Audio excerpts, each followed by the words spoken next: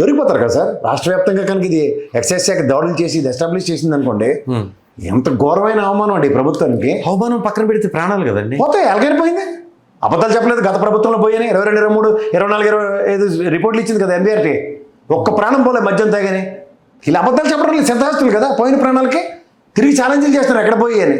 అదే వైన్ చెప్తారు పోలీసులు వశపరుచుకున్నారు బాడీని. నీకు ఇస్తాను వెనక స్క్రోల్ చేయండి ఎన్ని ఎన్ని ఎన్ని వీడియోలు ఉన్నాయి, ఎంత ప్రాణాలు పోయాయో. ఇది చాలా ఘోరమైన ఇదండి తప్పిదం. నీకు మళ్ళీ చెప్తున్నాను సార్, వీళ్ళు ఎంత అలవాటు పడి వీధి కోడి పెట్టారు, బడి కోడి పెట్టారు, గుడి కోడి పెట్టారు అన్నీ చెప్తున్నారు కదా. వీళ్ళే ఏం బార్ లైసెన్స్లు ఎందుకు రెన్యూవల్ అవ్వలేదు? Huge loss to the exchequer. ఎందుకంటే వీళ్ళు ఎక్కడ పడితే అక్కడ వెచ్చలవిడిగా బెల్ట్ షాపులు పక్కన, మద్యం షాపులు పక్కన పర్మిట్ రూమ్లు. నేను కదా లోకేష్ గారు చెప్పారు కదా ఈ విషయం. మా వాళ్ళు ఇష్టం వస్తున్నట్టు వ్యాపారాలు చేస్తున్నారంటే ఆన్ అగ్రిగేట్ నియోజకవర్గంలో ₹1 టర్నోవర్ చేస్తున్నారు. అన్యాక్రాంతంగా డబ్బులు 5,250 కోట్ల దగ్గర ఎక్స్చెకర్ లాస్. మీకు లెక్కలు కూడా నేను చెప్తా.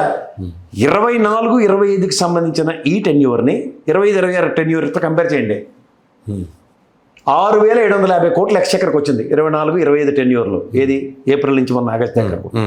ఈ టెన్యూర్లో చూస్తే ఇదే దీని క్వార్టర్కి 6,950 కోట్లు, జస్ట్ 200 crores.